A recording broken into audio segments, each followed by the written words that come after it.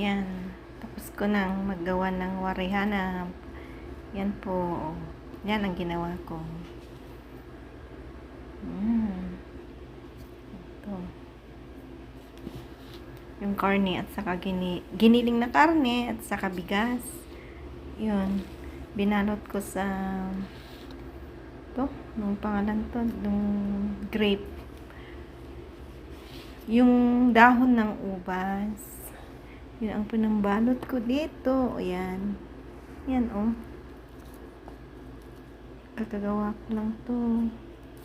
Yung iba, kapon. Kaya linagay ko na dyan. Diba?